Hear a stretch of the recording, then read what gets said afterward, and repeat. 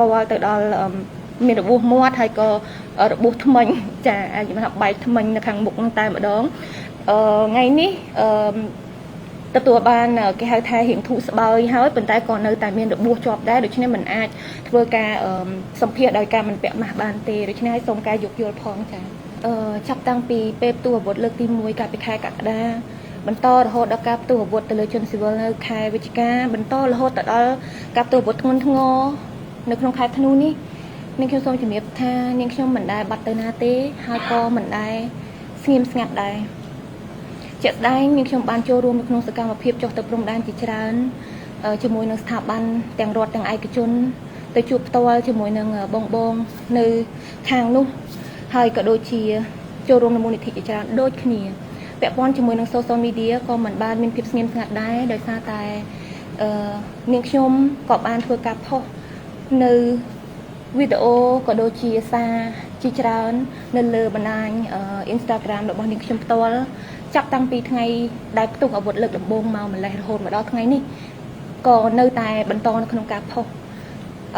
ក៏ដូចជានៅក្នុង platform TikTok របស់នាងខ្ញុំក៏នាងខ្ញុំបានធ្វើការផុសដូច្នេះហើយនាងខ្ញុំមិនបានដឹងថាតើការដែលនាងខ្ញុំផុសមានបងប្អូនប្រមាណភាគរយដែលបានឃើញនិងប្រមាណភាគរយដែលមិនបានឃើញតាន់ពេលដែលនាងខ្ញុំផុសពីព្រោះនៅមាន platform មួយទៀតដែលនាងខ្ញុំមិនបានធ្វើការផុសនោះគឺ Facebook ហើយនាងខ្ញុំជឿថាបងប្រកាសជាបានដឹងកន្លងមកតាំងពីខែ6គឺនាងខ្ញុំបានជាប់ lock account ហើយសូមជំរាបថារហូតដល់ថ្ងៃនេះក៏នាងខ្ញុំនៅតែមិនទាន់ទទួលបាន account ត្រឡប់មកវិញដូចគ្នាដូច្នេះហើយនាងខ្ញុំអសកម្មទៅលើបណ្ដាញសង្គម Facebook មួយប៉ុន្តែនាងខ្ញុំចង់ឲ្យបងទស្សនិកជនទាំងអស់ជួយងាកទៅចាប់អារម្មណ៍នៅលើបណ្ដាញ Instagram របស់នាងខ្ញុំនិងតាមដាននៅទីនោះវិញចាពីព្រោះថាគ្រប់យ៉ាងគឺនាងខ្ញុំអាប់ដេតនៅទីនោះហើយបងអាចឃើញបានចានៅខាងក្រោយគឺមានជាមួយនឹងផតតាំងដែលនាងខ្ញុំបានផុសកន្លងមកខ្លះទៅក៏យើងមិនបានទៅ screenshot មកបង្ហាញខ្លះទៅក៏មាននៅទីនេះចាមែនតើទៅគឺមានច្រើនជាងនេះទៀតហើយចុងក្រោយនៅក្នុងការផ្ទុះសង្គ្រាមនៅក្នុងខែធ្នូនេះក៏នាងខ្ញុំបានធ្វើការកាត់វីដេអូអំពីភាពលំបាកក៏ដូចជាភាពភ័យខ្លាចរបស់ក្មេងៗដែលកើតឡើងនៅថ្ងៃដែលផ្ទុះអាវុធថ្ងៃទី8អមជាមួយនឹងសារដែលនាងខ្ញុំបានសរសេរដោយផ្ទាល់ហើយនាងខ្ញុំមិនបានយកពាក្យពេចន៍របស់នរណាម្នាក់មកផុសបន្តទេគឺនាងខ្ញុំជ្រើសយកការសរសេរសារអមជាមួយនឹងវីដេអូជនរងគ្រោះជិះជាងការដែលនាងខ្ញុំថតវីដេអូខ្លួនឯងនិយាយចាពីព្រោះនេះខ្ញុំចង់បង្ហាញឲ្យឃើញថានេះគឺជាភ័ស្តុតាងពិតប្រាកដដែលក្មេងៗមានភាពភ័យខ្លាចបែបណាប្រជាជនយើងរងគ្រោះបែបណានៅក្នុងកំឡុងពេលដែលគេធ្វើការវាយប្រហារមកលើជនស៊ីវិលរបស់យើងនៅក្នុងពេលនោះដូច្នេះសរុបមកវិញសម្រាប់នាងខ្ញុំផ្ទាល់នាងខ្ញុំមិនដែលមានភាពស្ងៀមស្ងាត់ណាមួយឬក៏មិនដែលមានភាពភ័យខ្លាចចំពោះភាគីសៀមនៅក្នុងការបញ្ចេញនូវសម្លេងរបស់នាងខ្ញុំទៅកាន់អន្តរជាតិ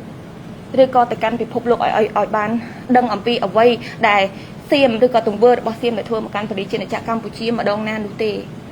ប៉ុន្តែនាងខ្ញុំពិតជាមិនដឹងថាតើអ្វីដែលនាងខ្ញុំបានធ្វើវាអាចនឹងគ្រប់គ្រាន់សម្រាប់មហាជនឬក៏មិនគ្រប់គ្រាន់សម្រាប់មហាជននាងខ្ញុំពិតជាមិនដឹងពីព្រោះនាងខ្ញុំតែម្នាក់ឯងពិតជាមិនអាចតម្រូវបងប្អូនទូទាំងប្រទេសបានទេដូច្នេះហើយបើសិនជាបងប្អូនមាននៅគំនិតអ្វីឬមានជាអ្វីអាច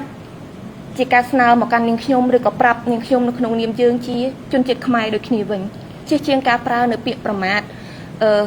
និងពាក្យសម្ដីអសរោះនៅលើបណ្ដាញសង្គមដែលវាបង្ហាញអំពីភាពអវិជ្ជាក៏ដូចជាភាពមិនថ្លៃថ្នូររបស់ប្រជាជនខ្មែរហើយម្ដងទៀតនាងខ្ញុំពិតជា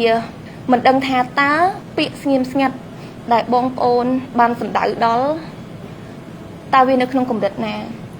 ហើយតើកម្រិតណាដែលហៅថាមិនស្ងៀមស្ងាត់តែសម្រាប់នាងខ្ញុំសូមបញ្ជាក់ថានាងខ្ញុំបានធ្វើរហូតមកហើយក៏នឹងបន្តនៅក្នុងការធ្វើចា៎នៅយប់ដែលនាងខ្ញុំបានធ្វើការផុសរូបភាព2ស្លឹកទៅលើបណ្ដាញសង្គមគឺនាងខ្ញុំបានធ្វើការផុសនៅក្នុងInstagram ហើយនាងខ្ញុំពិតជាមិនបានដឹងថាវាមានការអូតូផុសទៅកាន់ Facebook ពីព្រោះធម្មតាការផុសរបស់យើងនៅក្នុង Instagram វាមាន link ចូលទៅក្នុង Facebook ស្រាប់ហើយកន្លងមកនាងខ្ញុំមិនដែលបើក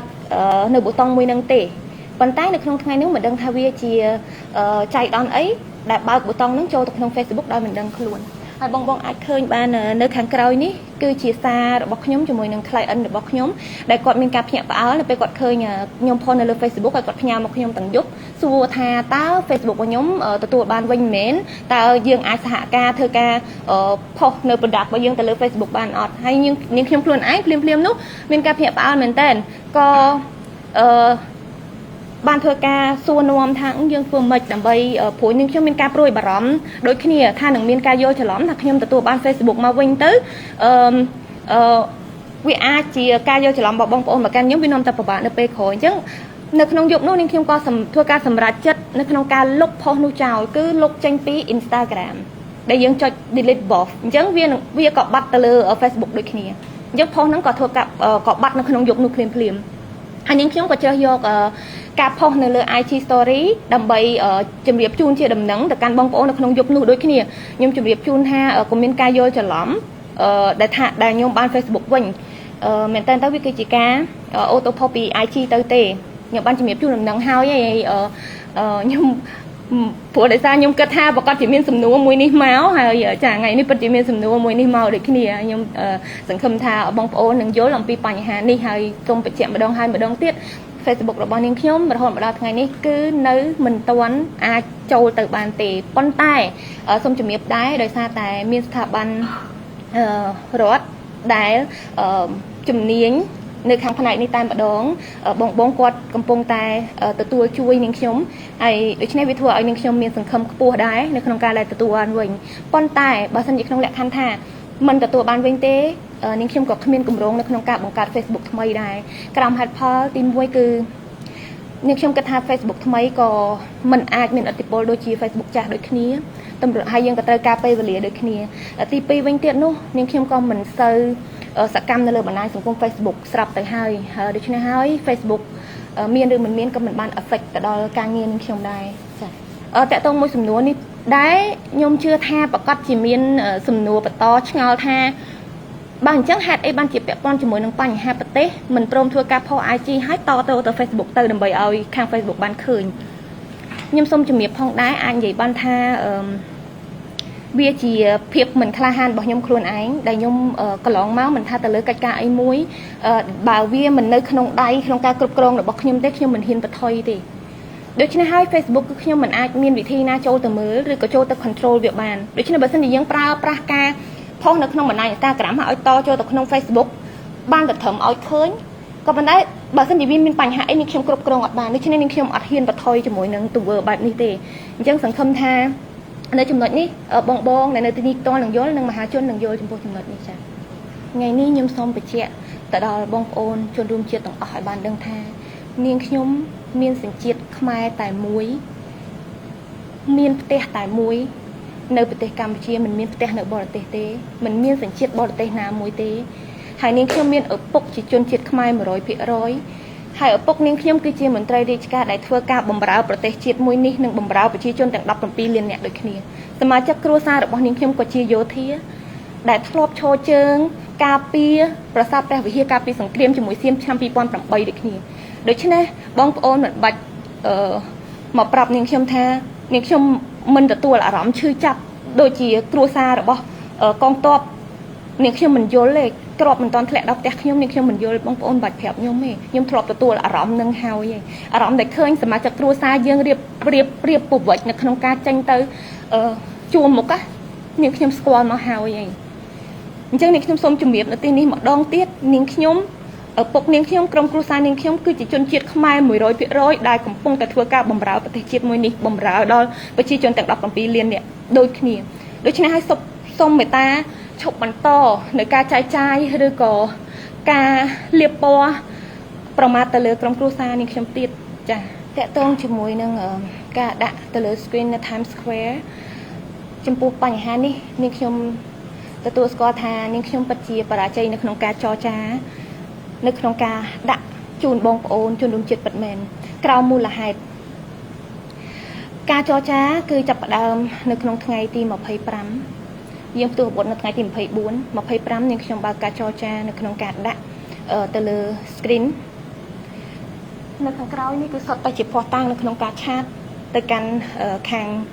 ពីគីខាងញូវយ៉ករហូតទៅដល់ថ្ងៃទី27ទើបនាងខ្ញុំទទួលបានដំណឹង final ដោយសារតែ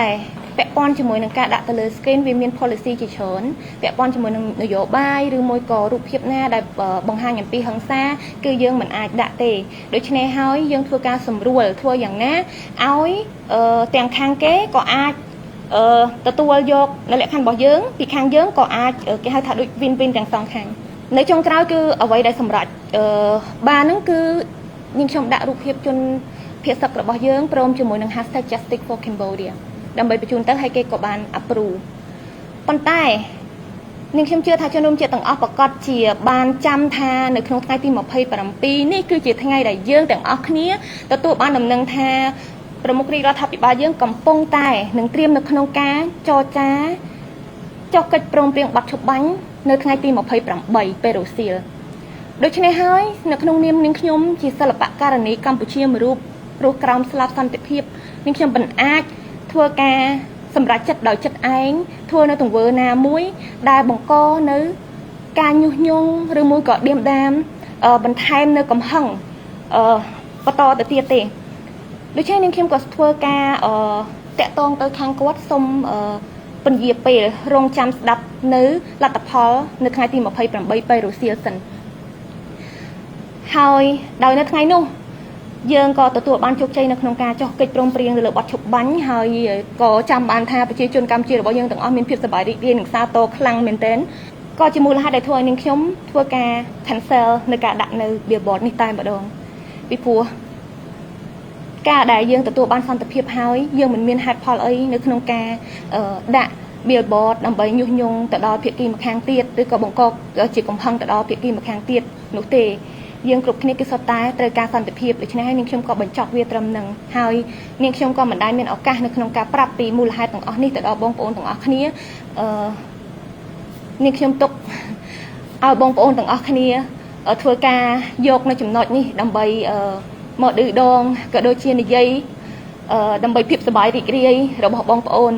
អស់មួយរយៈធំរហូតមកដល់ថ្ងៃនេះតែម្ដងហើយថ្ងៃនេះទើបតែមានឱកាសនៅក្នុងការជំរាបដូច្នេះហើយសូមបងប្អូនជ្រាបជាដំណឹងហើយរហូតមកដល់ថ្ងៃនេះបើសិនជាបងសួរខ្ញុំថាតើខ្ញុំនៅមានគម្រោងនៅក្នុងការដាក់ billboard ម្ដងទៀតទេនាងខ្ញុំសូមជំរាបថាអត់ទេនាងខ្ញុំគ្មានគម្រោងនៅក្នុងការដាក់ billboard ទេទី1បើសិនជានាងខ្ញុំធ្វើការដាក់ billboard ឬមួយក៏ធ្វើការផ្សព្វផ្សាយទៅលើអ្វីមួយគឺនាងខ្ញុំធ្វើដោយបេះដូងរបស់នាងខ្ញុំធ្វើដើម្បីជាតិមិនមែនធ្វើដើម្បីចង់ឈ្នះបងប្អូនដែលវាយប្រហារមកលើខ្ញុំទេមិនមែនដោយសារលៀងខ្លួនឲ្យមើលទៅល្អក្នុងខ្សែភ្នែកបងប្អូនទេហើយនៅក្នុងថ្ងៃនេះនាងខ្ញុំគិតថាមិនមានភាពចាំបាច់នៅក្នុងការដាក់ billboard ដើម្បីជាតិដោយសារអីដោយសារឆ្លងកាត់នៅបទពិសោធន៍កន្លងមកតាំងពីយើងជួបនៅបញ្ហានឹងតាំងពីខែ7រហូតដល់ពេលនេះអ្វីដែលនាងខ្ញុំបានសង្កេតឃើញហើយនឹងរៀននោះគឺគុំរំពឹងឲ្យជនជាតិណាជាតិសាសន៍ណាមកជួយយើងឬមកអាណិតអាសូរយើងអីគ្មានអ្វីខ្លាំងជាងយើងនិងបងប្អូនយើងខ្លួនឯងទេគ្មានជាតិសាសន៍ណាដែលគេមកស្រឡាញ់យើងជាងបងប្អូនយើងខ្លួនឯងក៏គ្មានជាតិសាសន៍ណាមកព្រមស្លាប់ដើម្បីយើងដែរដូច្នេះហើយខ្ញុំគិតថាយើងគួរតែខ្លាំងដោយខ្លួនឯងនេះខ្ញុំធ្លាប់ឮនៅពាក្យមួយឃ្លាដែលគេបាននិយាយថាភាពយុត្តិធម៌គ្មានទេសម្រាប់អ្នកទុនខ្សោយដូច្នេះខ្ញុំជឿថានៅក្នុងកលៈទេសៈនេះយើងគួរតែសាមគ្គីគ្នាកុំបែកបាក់សាមគ្គីហើយទៅតែខ្លាំងដោយខ្លួនរបស់យើងខ្លួនឯងកុំរំពឹងអ្នកណាមកជួយយើងឬមួយក៏កុំរំពឹងទទួលបានក្តីអាណិតអាសូរពីអ្នកណានោះនាងខ្ញុំគិតថាមិនមានប្រយោជន៍ទេចា៎